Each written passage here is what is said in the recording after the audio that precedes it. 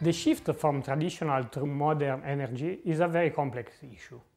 Many are the elements which drive or act as an obstacle to the transition. Some key issues are related to people awareness and perception.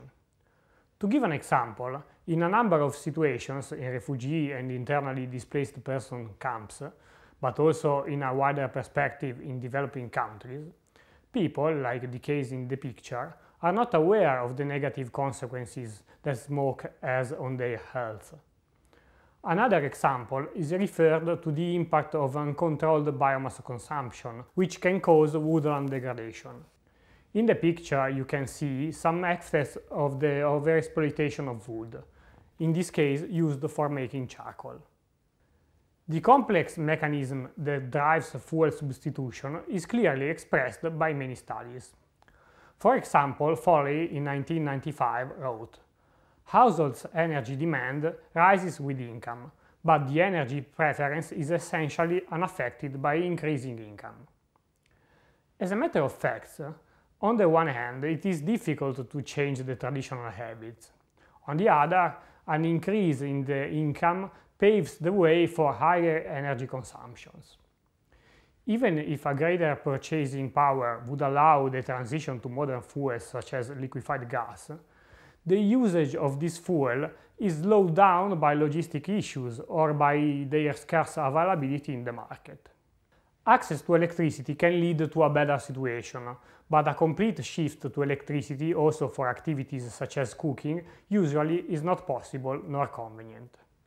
Now we can try to identify and analyze a little bit more in detail the main issues that drive traditional energy utilization and the shift to alternative fuels.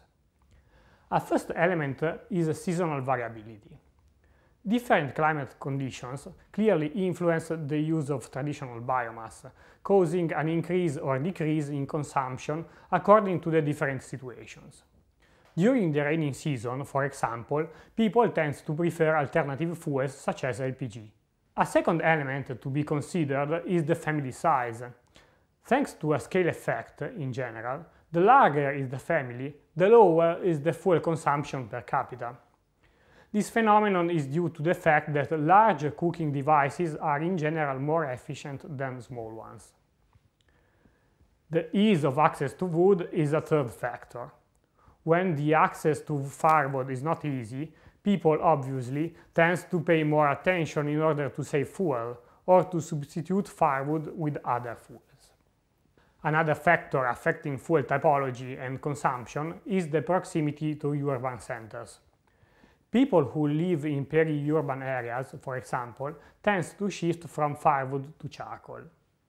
The possibility to be connected to the electric grid can act as a leverage, at least for a partial fuel shift, as well as the availability of affordable fuels other than firewood and charcoal in the local markets.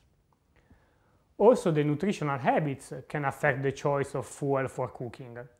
Sometimes people claim that certain foods lose their taste if not cooked with firewood.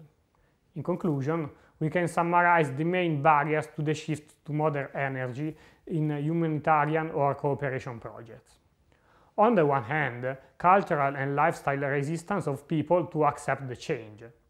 On the other hand, in many cases, a failure to understand the real needs of the beneficiaries. The cost of the new devices or of the alternative fuels that result to be not affordable from the long-term perspective. Limited availability of artisans able to construct and repair improved devices, and scarce availability of new devices in remote areas due to the distance from the main markets.